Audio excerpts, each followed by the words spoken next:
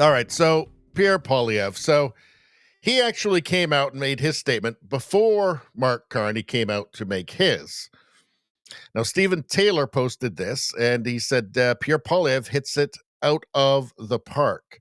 And the thing you notice about Pierre Poilievre is that he's actually good at talking.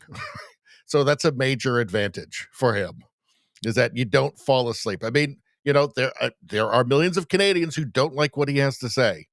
I'm one of the Canadians that does like what he says, in large part anyway. He's out of the major parties, right? He's the only one who actually makes any sense and isn't describing ways in which he will destroy the country.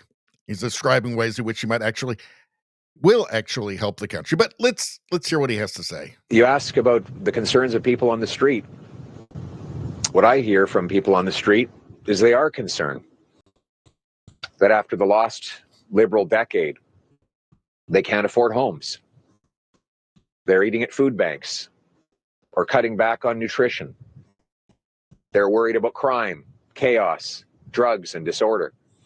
And they're worried that that Canada and our economy is now more dependent than ever on the Americans after the Liberals blocked pipelines, stopped resource development, and gave America our resources at a discount. And what I say to those people is that change is on the way. We're going to put Canada first. We're going to axe taxes, unleash home building, produce our resources here in Canada and export them overseas by going around the Americans so that we can take back control of our economy and our national destiny. That's what it means to put Canada first for a change. See, like, he has to address the tariff stuff, right? But what he's giving there is an aspirational message. It's not Mark Carney's, "Oh, everything's Trump's fault," right? He's actually got something aspirational here, and also something grounded in reality, right? Because at the end of the day, it is the economy, stupid. It is. It's still, how much does food cost? Can you buy food? Can you pay your rent? Right? Is there any hope for the future? Can you ever imagine buying a house, for instance, for your family, to start a family? Like, these are the things that ultimately will matter. And this is what he's got to lean into. Let's go back to the beginning there. And I just want to play that one more time, just the beginning. You ask about the concerns of people on the street. What I hear from people on the street is they are concerned that after the lost Liberal decade, they can't afford homes. They're eating at food banks or cutting back on nutrition. They're worried about crime, chaos, drugs, and disorder. And they're worried that that Canada and our economy is now more dependent than ever on the Americans after the Liberals blocked pipelines, stopped resource development, and gave America our resources at a discount. See, this is the right tack, right? This is the right tack. And it's actually quite true, right? Denying, Canadian industry, the Canadian energy industry, the ability to diversify with its customers, its customer base, which is always going to be overwhelmingly the United States. That's not going to change. But it gives you some leverage. It gives you, it gives you a little bit of margin for error, right? Which is, margin for error is something you don't get with progressives. Mark Carney is a progressive.